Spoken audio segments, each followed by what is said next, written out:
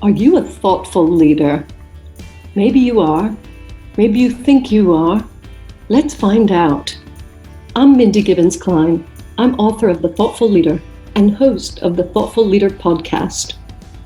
Thoughtful leadership is all about thought leadership that goes above and beyond. Thought leadership that is truly new and original, exciting, disruptive, maybe even groundbreaking. Because let's face it, we need to raise the bar.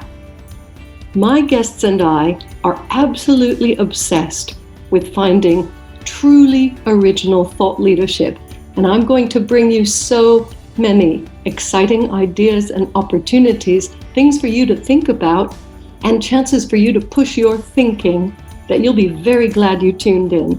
So thanks so much for checking out Thoughtful Leadership and the Thoughtful Leader podcast. I look forward to connecting with you very, very soon. Welcome to the show. My guest today is the amazing thoughtful leader, Patricia Seabright. Hello, Patricia. Hi, Mindy. Lovely to be here. Really good to have you. Good to have you here. So, you've been invited onto the show because I'm allowed to call you a thoughtful leader. Let's explore the journey to how you got where you are and what you're up to. Okay, sounds good. Tell us anything that you want us to know, and don't tell us anything you don't want us to know. Well, possibly I could start way back as a 17-year-old at school. I was involved in public speaking competitions at school, and my topic at the time was something called the 300 Group, which was about the ambition to have a gender-balanced parliament. So if you had told the 17-year-old me that the something old me would still not be seeing that, I would have been pretty devastated. And I think that started a lifelong interest in me in gender balance. And, what I saw as I've worked with women, helping coach them on presentation skills and communication skills over the last 20 or 30 years, is that far too many very brilliant women with great ideas, they're great leaders, they often don't get full credit, is what I saw time and time again. Great women would say, somebody would say, we love what you've done. You've achieved an amazing goal. You've pulled off an incredible deal. You've built an incredible team. You've done amazing things. We want you to speak about it, the sales kickoff or whatever it might be. And so many women went, oh no, I don't think I'd like to do that.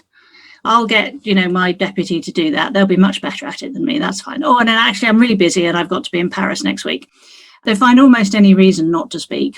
And I felt that was a tragedy because they then didn't get the visibility, they didn't get the credit, they didn't build their reputations and careers as they so richly deserved.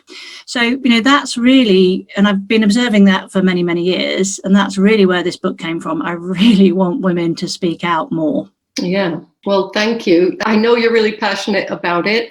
Gender balance, that's the phrase that's going to stick in my mind today, and I'm sure all the listeners as well. So what big challenge have you overcome in life or business, one that sticks out in your mind, in this pursuit of gender balance?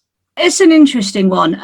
When I started my business when I was 4 months pregnant because I'd been made redundant by a charming company when I was 4 months pregnant, probably largely because I was pregnant.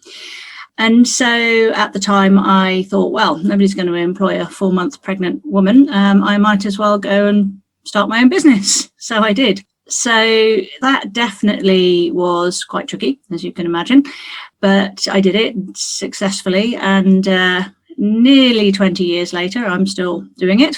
So, that's kind of a big challenge I overcame.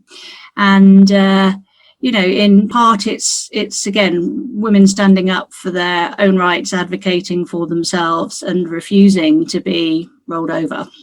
Yeah, obviously you're brilliant at getting the message across. I think these are some gems, some sound bites that people will really appreciate. And I think the sentiment behind it is also really important. You get a lot of people, teaching communication skills, but they're not coming from that experience, and they're not listening to somebody who can actually resonate and relate to their message. So I think that's great.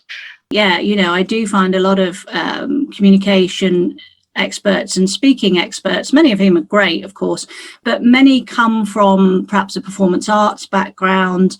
And in fact, I myself, I have a wonderful voice coach who works with me in a business supporting clients.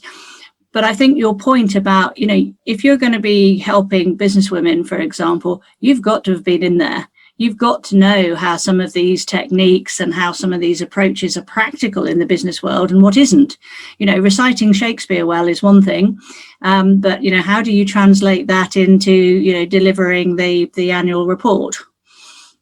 So I think your point is a really valid one. Yeah. Well, this is why I'm having thoughtful leaders coming on the show, because it's not just about their products and services and their brand. That's great. But we really want to get kind of under the bonnet or the hood and make sure people understand what is at the root of this and where did it all come from, and to get to understand the real person. I'm going to ask you the question and you'll answer in whatever way you want. The question is, what is a common misconception that people have about you personally? Gosh, now that's one you should have teed me up for, Mindy. I feel like that's a hard one. So sometimes people think because I'm in this line of business, and I guess, as I mentioned, I've been speaking out since I was 17 or probably earlier. So people tend to think I'm undentable, that I am extremely confident and, nothing ever bothers me or shakes me, which of course is not true. I'm only human like anybody else. But yeah, I do feel that when you step out there to communicate, you do have to put a little bit of a mask on, and while still being authentically you. I don't mean false, but I do mean, there's a certain element of showtime when you come in front of an audience, whether that's a meeting audience or a presentation audience or a full-on speech audience. There is some element to having to, put your performance mask on and give a good show. Thank you very much, because that authenticity, I find the word is overused. I don't use it a lot. I know you don't use it a lot. I was just picturing the opposite of what you were talking about. If people think, oh no, I have to be completely authentic and, fall apart and cry in the boardroom. And I don't know what is the alternative to doing this performance? Well, I think authenticity takes many different shapes. Interestingly, in the book, I do talk about women harnessing emotion. It's a double-edged sword for women, because on the one hand, often it's used as a stick to beat us with. So yeah, if you decide to cry in the boardroom, it's like, typical weak woman, and you are criticised and judged for it. If, however, you show no emotion and you don't show the approved female emotions of empathy and care and concern, then you're labelled an ice maiden or worse. And so, finding that point of authenticity that is also positively perceived, this is the tightrope that women walk. Yeah, another good image, a tightrope. Thank you for sharing your thoughts on this, and I think you're spot on. I've experienced this with thoughtful leadership. And for anybody who's read my book, The Thoughtful Leader, they know that it's not just one kind of, oh, isn't that thoughtful? That is one aspect to it. But people don't understand the power of being thoughtful and considering ideas. And they jump to conclusions and think, oh, I'm not sure I want to be a thoughtful leader. I want to be a powerful leader. Well, putting the right thought into something can make you more powerful and save you from making lots of mistakes. So I think we're always going to have people who don't understand, and some people will take the time to get to know us. So I also agree, you want to put your best foot forward nowadays. Yeah. All right. So speaking about thoughtful, I spend all my time on thoughtful leadership these days, but what does the word thoughtful mean to you? I think I probably conflate it with a degree of humility, because I think a thoughtful leader is somebody who is prepared to not necessarily assume they're always right and that they always know the answer and that they always know best, but one that is open to other ideas, other perspectives, other points of view, that doesn't feel the need to be the loudest voice in the room always, and is willing to be open to be wrong and to learn. That to me is a thoughtful leader. And, we live in a highly complex world that is only getting more complex. Nobody has all the answers. They really don't. And, for any organization to move forward, it usually takes the sum of the parts. And a good leader knows that and harnesses that. A bad leader tries to be, the all-knowing, all-powerful savior. So I think a thoughtful leader is one that is prepared to step back, realize they don't know everything, listen, think, and then move forward. Yes. And that word humility, it's either there or it's not. I think that is what would make somebody take the time to do that. In the area that you work in, where do you feel more thoughtful leadership is needed? Well, I mean, my background is in sales. And so there is still in sales a certain amount of gung-ho leadership, shall we say. There's quite a lot of culture of busyness. You've got to be charging around at 100 miles an hour, and you've got to be doing things, taking action, closing deals. Woo! Booyah! There's quite a lot of that still. And I think actually, sales is interesting because sales has definitely evolved away from a profession where it's all about the gift of the gab and the slick operator. Much more about data management now, much more about long-term relationships, much more about, again, harnessing the whole organization in the service of your customers. So instead of being the gopher that does everything, a good account manager now, for example, is the person who conducts the orchestra of the whole of the rest of the organization. So, in that respect, again, nobody knows everything. The sales leader doesn't necessarily know everything about production, engineering, finance, marketing, everything else. They have to harness the power of the full team. I always talk about it as a team sport, not an individual pursuit. And in that respect, I think there's probably a lot of scope for more thoughtful leadership in some elements of sales. Yeah, thank you. It took me right back to my very first job, which was in sales. And I was pretty good. I think I was very good. I was the top salesperson in our region. And then it got boring. I was like, okay, what next? But it is something that requires some thought. Back then, I'll show my age, it was the 1980s, and I was in New York. So you can imagine. Really good. Yes. Wall Street, Gordon Gekko, yes, sell, buy, sell. Luckily, it wasn't in the finance, although I did sell to finance companies. Thinking about what you've said, the way things work now, and thinking about the fact that you really are here to help women be more successful with their communications, putting those two things together, I think I know the answer, but I want you to articulate what it means for women in the sales profession and whether they are more thoughtful or are there advantages. I know we're generalizing, but tell us what you think. Yeah, I mean, I think it's really, really interesting. So actually, women are underrepresented in sales generally. I think about 30-something% of the overall sales profession. And that goes down to about 19% for sales leadership, sales management. Right. That said, however, there's also some data that suggests that women are more successful salespeople because they are typically less pushy. They typically are more thoughtful, partly because, again, as women, we are socialized not to do anything that could be perceived as pushy. Again, we have these double standards that women deal with, that an assertive man, exactly the same behaviors as an aggressive woman.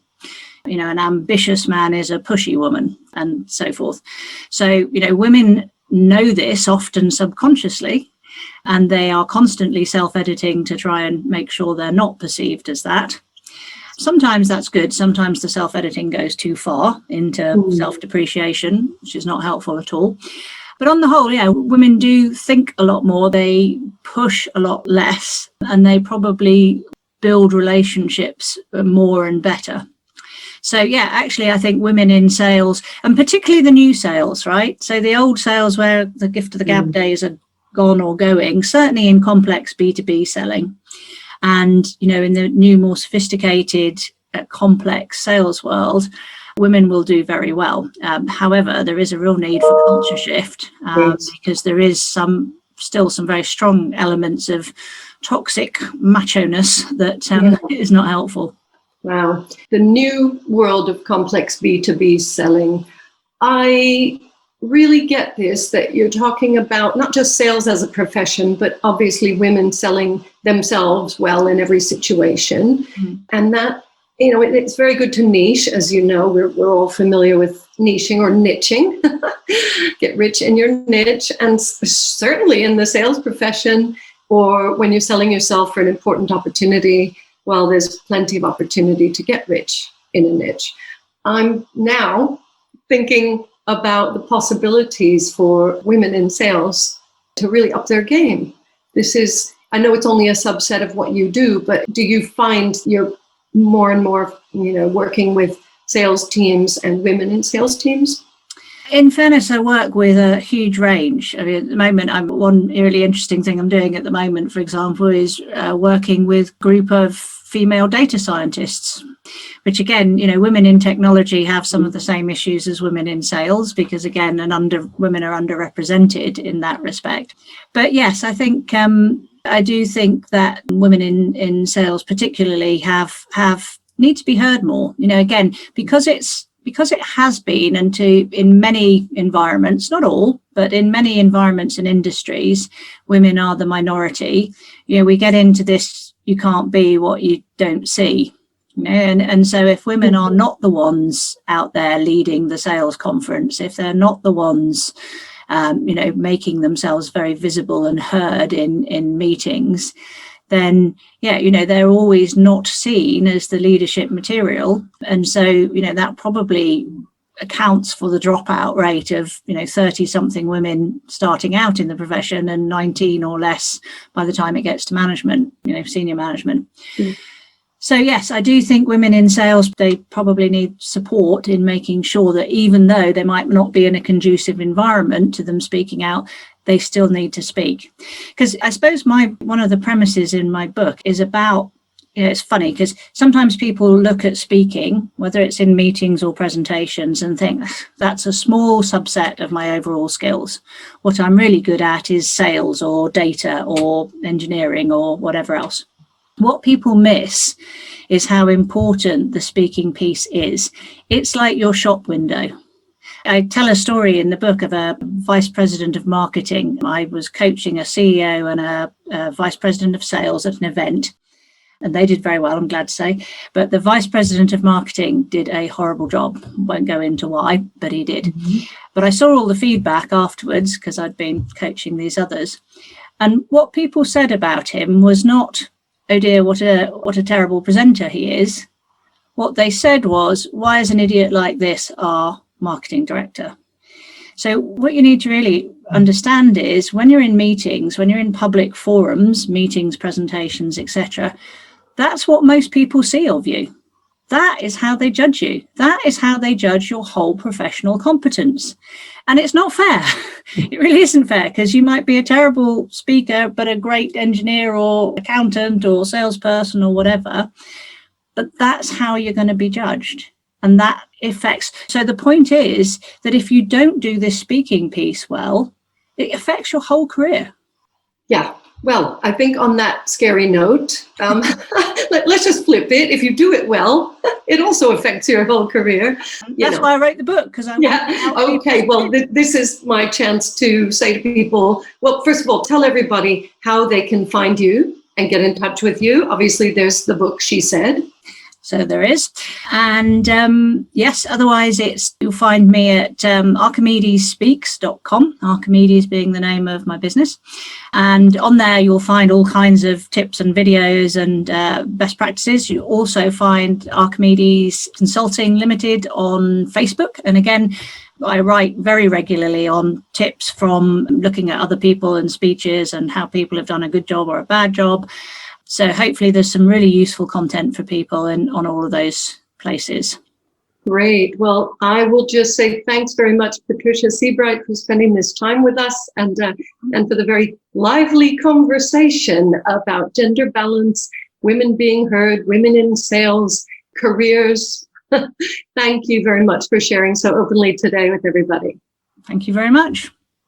I hope you've enjoyed this episode of The Thoughtful Leader, and I hope it's inspired you to be more thoughtful as a leader in your business. Please consider subscribing and leaving a review. An important question for you. Do you want to create a culture of thought leadership in your organization? My best-selling book, The Thoughtful Leader, is available now on Amazon and many other sites in paperback, ebook, and audiobook formats. Please visit www.mindygk.com for more great content. That's www.mindygk.com. Speak to you again soon.